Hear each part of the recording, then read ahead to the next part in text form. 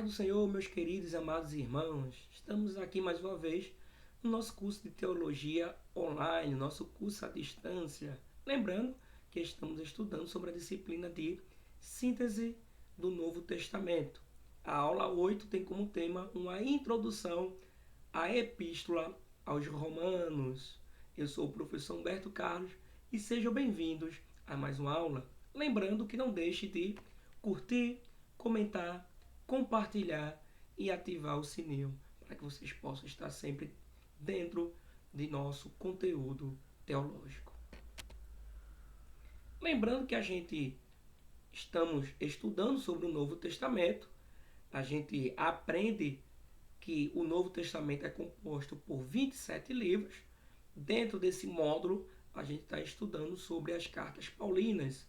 E hoje nós vamos estudar sobre a Epístola aos Romanos. Tá bom? A gente pôde observar na última aula uma diferença que existe entre carta e epístola. Historicamente, não tem diferença entre carta e epístola.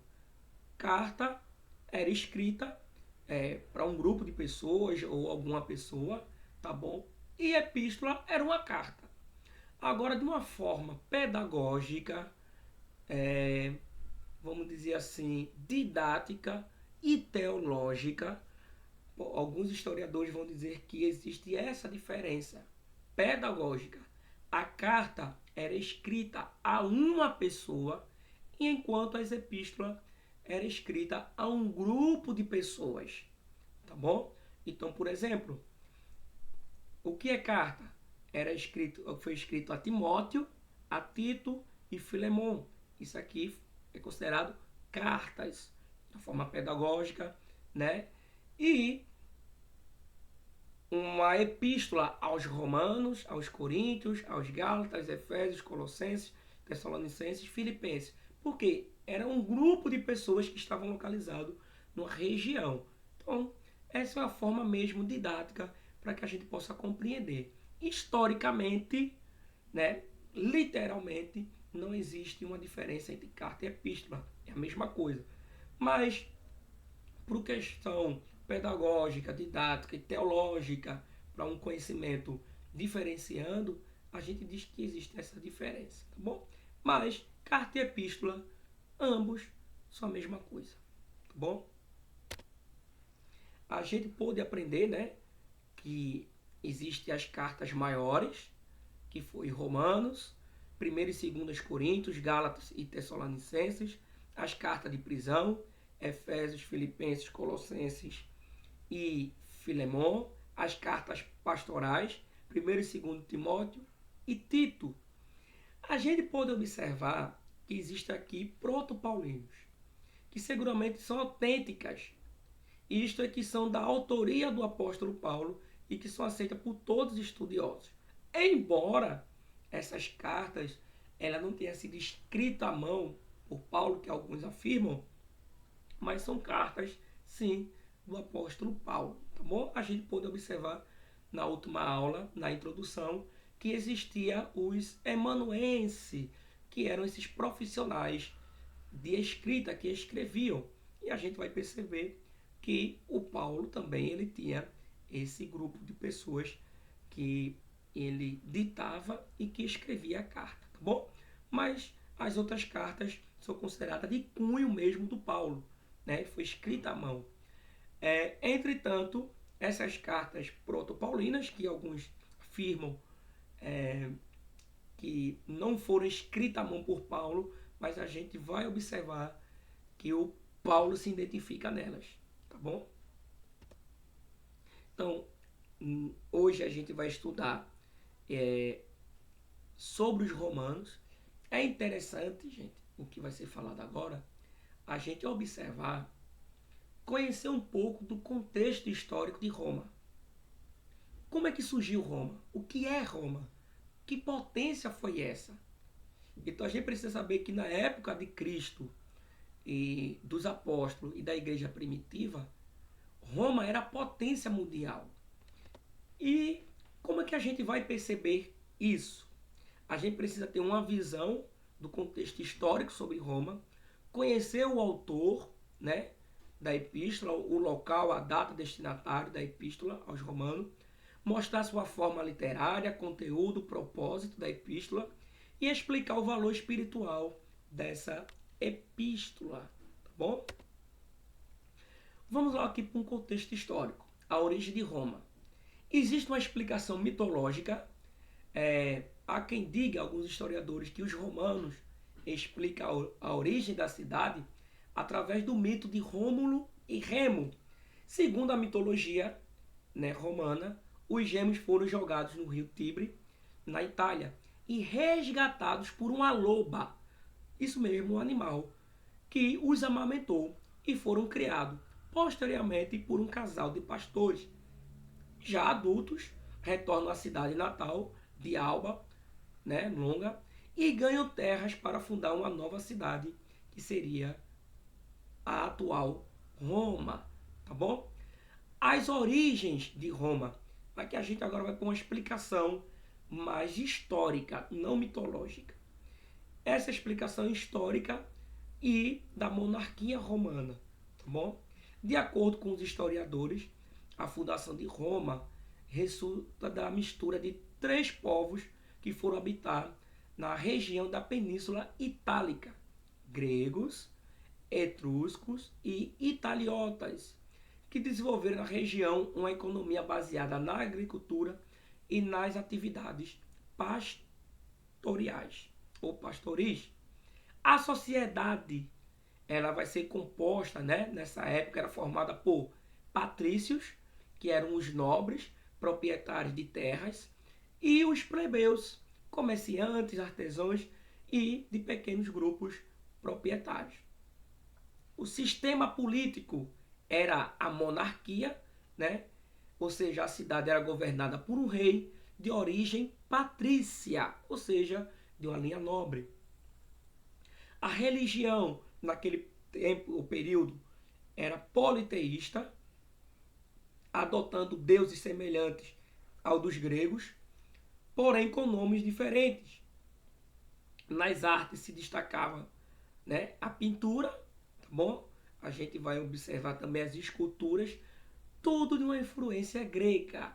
E é por isso que a gente vai ter uma cultura greco-romana, pois a Grécia vai influenciar, sim, as demais, vamos dizer assim, países e nações. Então a gente tem em Roma uma cultura greco-romana. Então esse é um contexto histórico, tá bom?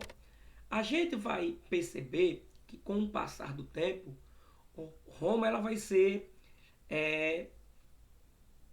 vamos dizer assim, estruturada. Vai existir uma expansão. A gente vai ter a República Romana, que é durante o período republicano, que o Senado romano ganhou grande poder político.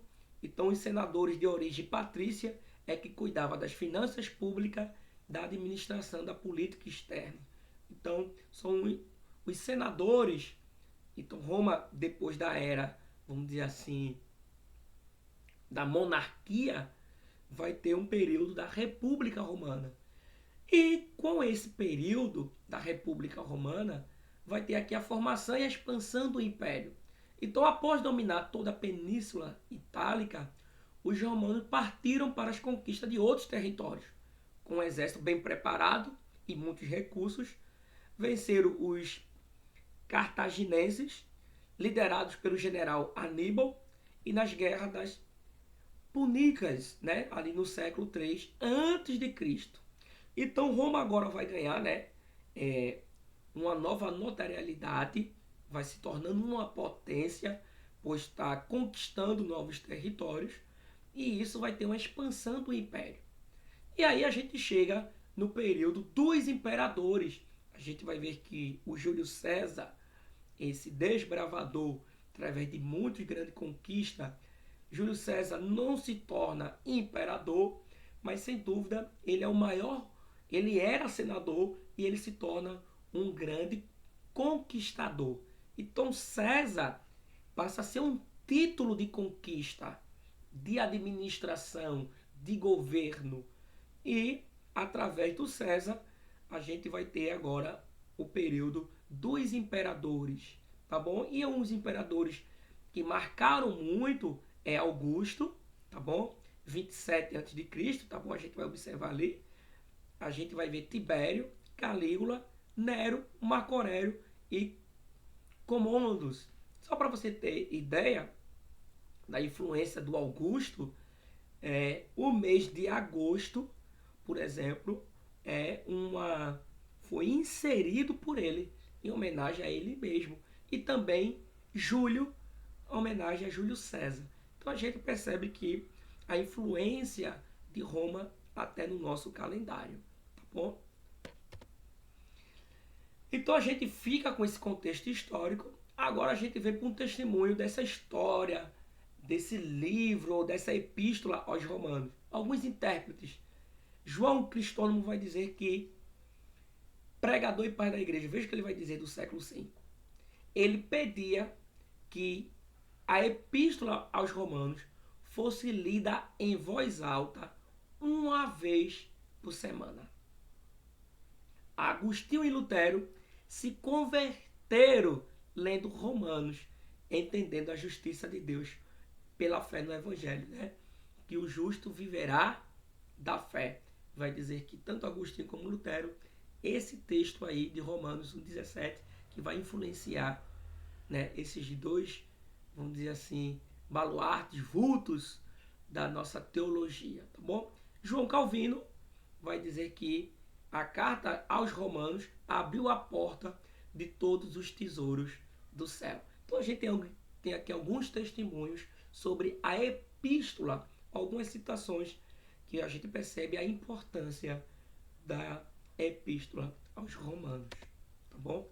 A palavra-chave da carta é a justiça de Deus.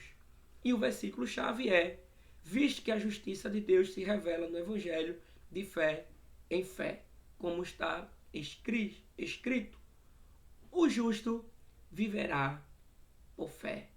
Então, a justiça de Deus é alcançada através do Evangelho e através da fé.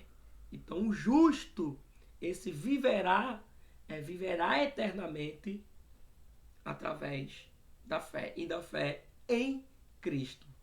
Então, a gente observa que a influência desse texto, né, trouxe a reforma protestante e também muitas grandes teologias que vai ser a favor da igreja, tá bom?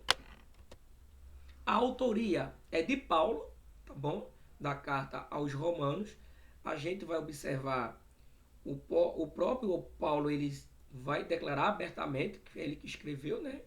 Ele vai dizer assim, Romanos 1:1, Paulo, servo de Jesus Cristo, chamado para ser apóstolo, separado para o evangelho de Deus, que eles antes haviam prometido pelos seus profetas nas suas escrituras, acerca de seu filho que nasceu da descendência de Davi, segundo a carne, e que com poder foi declarado filho de Deus, segundo o Espírito de santidade, pela ressurreição dentre os mortos, Jesus Cristo nosso Senhor, pelo qual recebemos a graça e o apostolado, por amor de seu nome, para a obediência da fé entre todos os gentios, entre os quais sois também vós chamados, para ser de Jesus Cristo, a todos que estáis em Roma.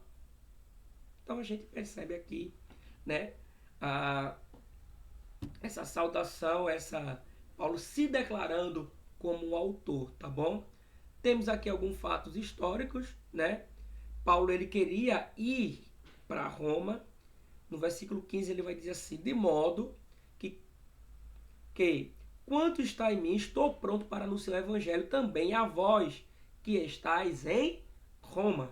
Então a gente observa que a epístola chega primeiro e Paulo depois deseja chegar, tá bom?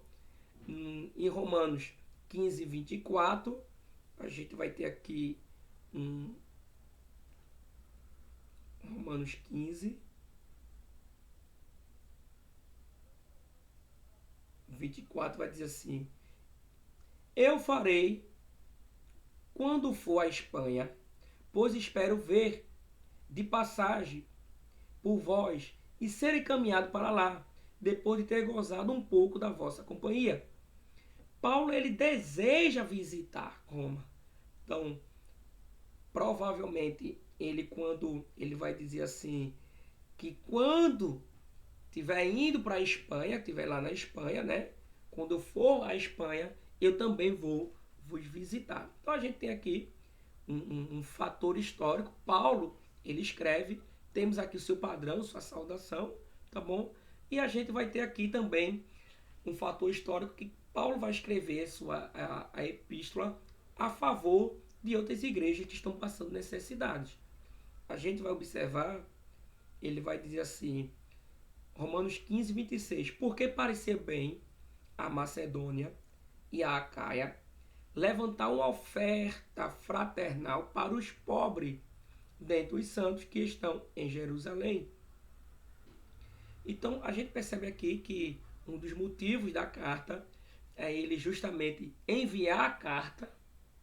Quando ele for, ele vai pegar essa oferta e reenviar para o campo missionário. Então a gente percebe que a carta também ela tem um dos objetivos é falar sobre as igrejas que estavam passando necessidade ali em Jerusalém para que venha enviar essa oferta, né? Porque outras igrejas estavam ajudando a mãe, a matriz que estava ali, né? A sede em Jerusalém. Data da ocasião. Estima-se, né, que o texto tenha sido escrito no inverno de 57, 58 depois de Cristo. Paulo estava em Corinto, né, quando ele escreveu. Se a gente observar Romanos 15, 22, ele vai dizer assim, pelo que também muitas vezes tenho sido impedido de ir convosco, tá bom? Então, ele vai dizer que nesse período ele tinha esse desejo. Paulo está na casa de seu amigo Gaio, né? No final da sua terceira viagem missionária, quando a gente vai lá para Atos dos Apóstolos, a gente consegue observar um pouco sobre isso, tá bom? A gente percebe na última aula sobre a introdução às cartas paulinas, algumas pessoas de confiança que levavam essas cartas, e a gente vai perceber que essa carta ela vai ser enviada por uma irmã.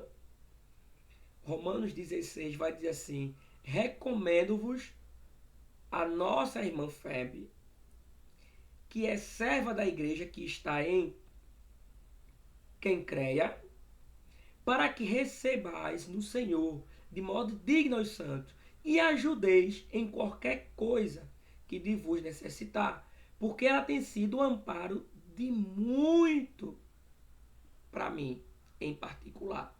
Então, é essa irmã que vai estar levando esta carta, tá bom? Então, é ela que vai estar levando a necessidade que está ocorrendo no campo missionário enviada por Paulo. Então, a gente percebe que muitas dessas cartas vai ser enviada por pessoas de confiança. E a gente pode observar isso. Então, resumindo, a carta vai ser escrita entre 57 e 58 depois de Cristo, tá bom? Quando o apóstolo Paulo estava ali em Corinto. A gente já pôde observar sua forma literária. O final, a gente fala da saudação. Paulo, ele se identificava que era o autor, tá bom? A gente tem essa saudação, a gente tem essa oração, essa doxologia, o conteúdo e a sua despedida. E normalmente essa despedida ele vai abençoar o povo.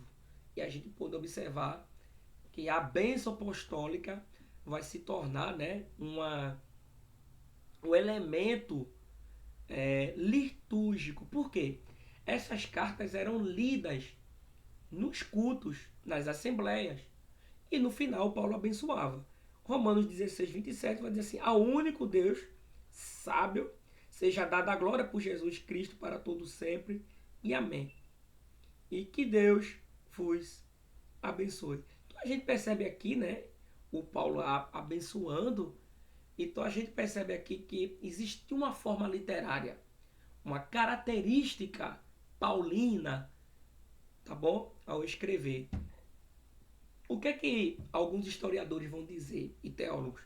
Que o Paulo ele vai usar o uso da diatribes, tá bom? Que era usado, né, pelos gregos. Era um tipo de literatura ao escrever as cartas.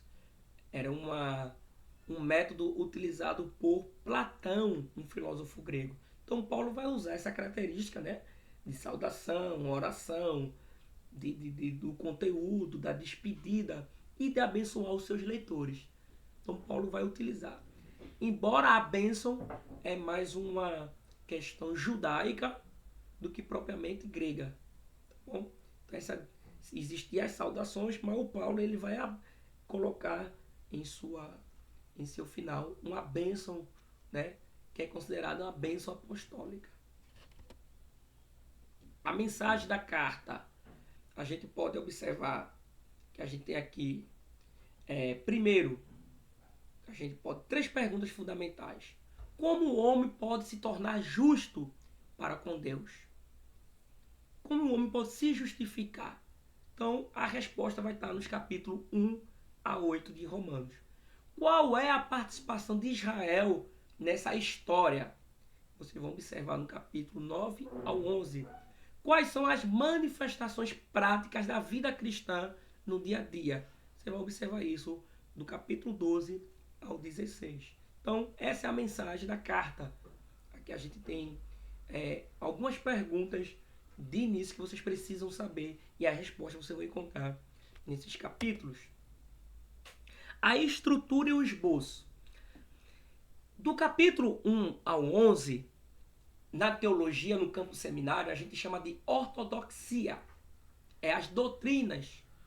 A gente tem aqui a doutrina paulina, o pensamento paulino. Aqui é a ortodoxia, as doutrinas que o apóstolo Paulo vai tratar. Então, ortodoxia é a doutrina correta. E qual é a doutrina correta do cristianismo, do evangelho? Paulo vai trabalhar sobre a condenação, né? Que todos estão destituídos da glória de Deus. Depois ele vai trabalhar justificação, santificação e a eleição. Tudo doutrinas do capítulo 1 ao 11. E a segunda parte da carta é o que a gente chama de ortopraxia. O que é ortopraxia? Ortopraxia vem da prática correta. Então o Paulo ele vai utilizar, gente, um método filosófico que, para que alguém possa praticar uma coisa, primeiro precisa ser instruído. Primeiro se treina. Primeiro se vem, né, a instrução. Primeiro vem, vamos dizer assim, a parte teórica, para depois vir a parte prática. Paulo tem essa influência greco-romana, mas o próprio Cristo, ele vai dizer que o homem sábio, prudente, ele vai construir a sua casa na rocha. E ele vai dizer, não seres apenas ouvintes, mas também praticantes. Aquele que ouve minhas palavras e a praticas será comparado ao homem prudente. Então, o evangelho, uma coisa muito importante é que quer doutrinar a igreja, primeiro ensine a parte teórica, a doutrina, e depois a questão prática, é o que a gente chama de aplicação pessoal. Tá bom? Então, do capítulo 12 ao 16, a gente vai observar isso. Você quer observar essa questão prática? Olha o que o apóstolo Paulo vai dizer em Romanos, capítulo 12. Só para vocês terem ideia. Ele vai dizer assim, o versículo 2, 12 e 2. E não vos conformeis com este mundo, mas transformai-vos pela renovação da vossa mente, para que experimenteis qual seja a boa e agradável e perfeita vontade de Deus. Depois ele vai dizer assim, no versículo 7, 6. De modo que, tendo diferentes dons, segundo a graça que nos foi dada, se é profecia, seja segundo a medida da fé.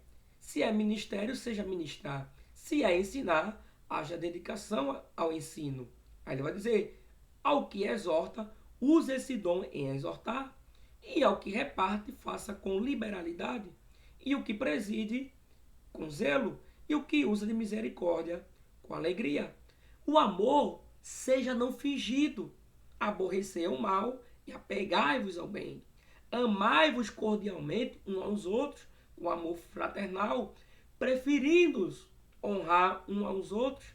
Não sejais vagarosos no cuidado, sede fervorosos no espírito, servindo ao Senhor. Alegrai-vos na esperança, sede paciente na tribulação e perseverai na oração. Então, a gente vê aqui prática, como deve ser a vida prática do cristão. Então o apóstolo Paulo ele vai tratar do capítulo 12 ao 16, que a gente chama de ortoplaxia, que é a prática correta que o cristão deve ter.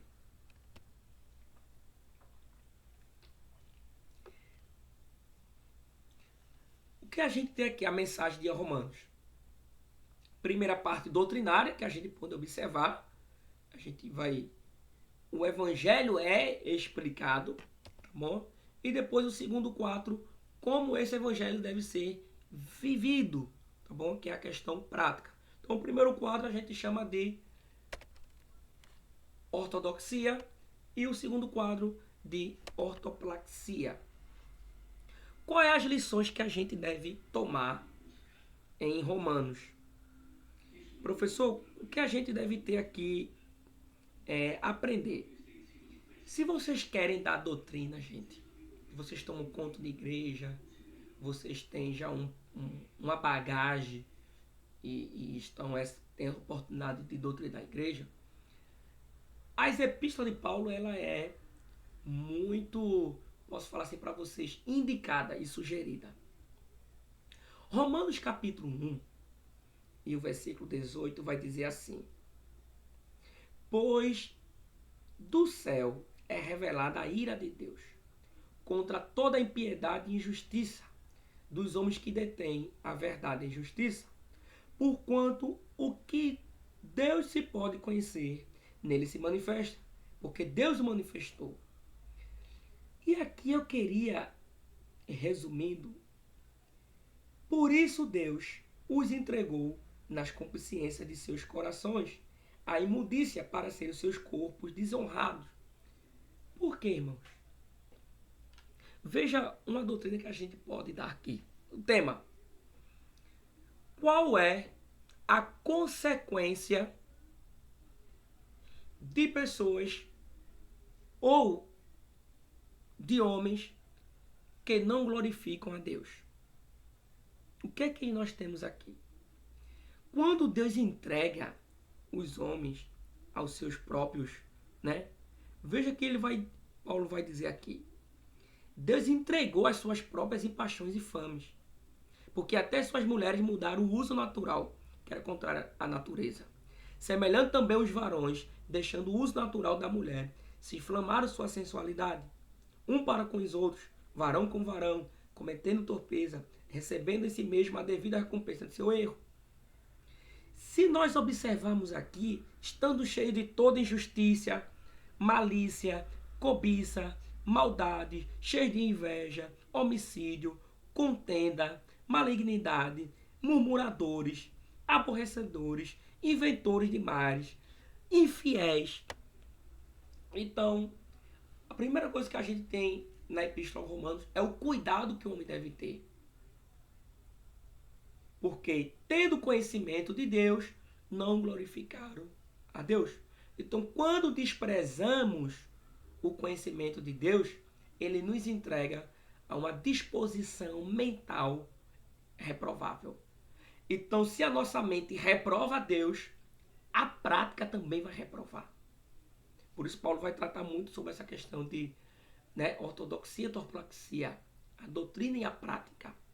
Então, há uma indisposição para quem descumpre a palavra, meus irmãos, não rejeite o culto de doutrina, venha a praticar coisas erradas.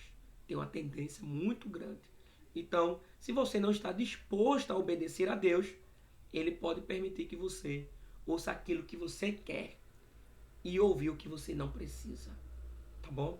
Então, doutrina é levar para a igreja não o que ela quer ouvir, mas o que ela precisa ouvir. A doutrina é corrigir justamente a prática. E antes de corrigir a prática, primeiro traga a parte teórica, o ensino, a ortodoxia, a doutrina, e depois a questão prática. Então você poderia dar uma doutrina. O perigo de uma igreja que não gosta de doutrina ou que não quer ouvir o conhecimento de Deus. Então, quem não quer ouvir o conhecimento de Deus, Deus entrega aos seus próprios desejos. Então, há um perigo muito grande. Essa é a primeira lição que a gente tira da Epístola aos Romanos. Tá bom? Segunda lição. O nome de Deus é blasfemado entre os gentios por vossa causa. Olha aí Romanos capítulo 2, a partir do versículo 17. Eu quero ler com vocês. Mas se tu és chamado judeus e repousas na lei, te glorias em Deus, e conheces suas vontades, e aprovas as coisas excelentes, sendo instruído na lei. E que confias que és guia dos cegos, luz do que estão em trevas, o instruidor dos nécios, mestre de crianças, que tem na lei forma de ciência e da verdade.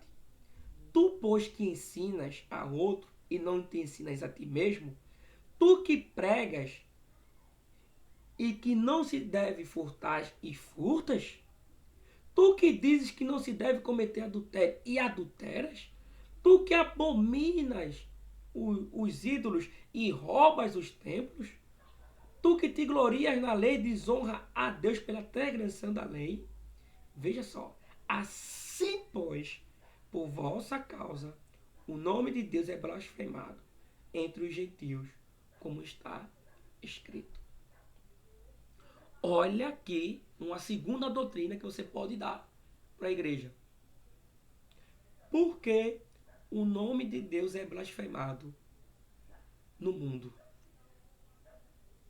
E a resposta é por causa de nós mesmos, que somos hipócritas muitas vezes, que não cumprimos o que a gente muitas vezes diz.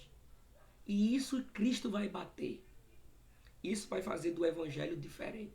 Por isso Cristo vai dizer, raça de víboras, sepulcros caiados, hipócritas, colocam a carga sobre o povo e vocês não cumprem. E da mesma forma, hoje, alguns cristãos, alguns líderes que acabam adulterando, blasfemando, furtando, fazendo o que é de errado, e a mídia e o mundo dizendo, olha os crentes, olha os pastores. Então, o nome de Deus é blasfemado entre os gentios por vossa causa. Isso aqui você pode dar uma doutrina, irmão, em cima disso, tá bom? Então, as epístolas têm essa facilidade de fazer com que a gente venha trabalhar doutrinas sobre a igreja. Agora, claro, irmão, não seja muito intelectual, não suba muito o nível. Pregue o que o Paulo queria, o apóstolo Paulo queria, o nível de intelectual do Paulo, mas na hora prática, ensine a parte prática, o que não deve fazer. Tá bom? Uma terceira lição é falando aqui sobre Abraão, esperando contra a esperança. Creu. Que Abraão, né? Mesmo esperando, né, com toda aquela questão, ele creu. E a gente trabalhar aqui sobre a questão, alguém que espera, né, a gente deve crer. E muitas pessoas hoje não têm mais esperança. Não crê mais, porque não tem esperança. Então a gente deve trabalhar essa questão, né, da esperança, de crer ainda, né, para que a gente possa ser aceito por Deus. Tá bom? Então a gente tem várias coisas que a gente tem. Deus prova o seu amor por nós. A gente pode ler capítulo 5, versículo 8 aí de Romanos. E a gente vê aí várias lições que a gente pode tirar. Mas a última lição que eu queria dar é justamente quem tentará acusação contra os eleitos de Deus. É aquilo, se Deus é por nós, quem será contra nós? E aí eu não sei o que é que você esteja passando, o que é que você está enfrentando. Então, você tem uma grande arma a seu favor, que é Deus. Hashem, Adonai. Ele é o teu Deus, Ele cuida de você. Então, as portas do inferno não prevalecerão contra a igreja do Senhor. Então, 1000, né, cairão ao teu lado, 10.000 à tua direita, porém tu não serás atingido. Quando eu digo atingido, é das setas malignas. O inimigo não pode ter força contra você, porque se Deus é por nós, quem será contra nós? Às vezes nós, como cristãos, se apegamos muito às dificuldades, mas a gente tem um Deus a nosso favor. E se Ele é por nós, quem será contra nós? Então, você tem Deus a seu favor. Não tenha medo contra as acusações, contra as artimanhas. Se fizer algum trabalho, se deixar de fazer, em nome de Cristo, em nome de Deus, lute e você vai triunfar. Então, essa é a nossa segurança e a da nossa salvação é essa. É saber que a gente tem um Deus a nosso favor. Então, assim a gente encerra mais uma aula e pode observar o quanto Deus ama a sua igreja. Deixa eu vir aqui agora. Então não perca, a próxima aula a gente vai trabalhar sobre 1º e 2 Coríntios, se Deus assim permitir.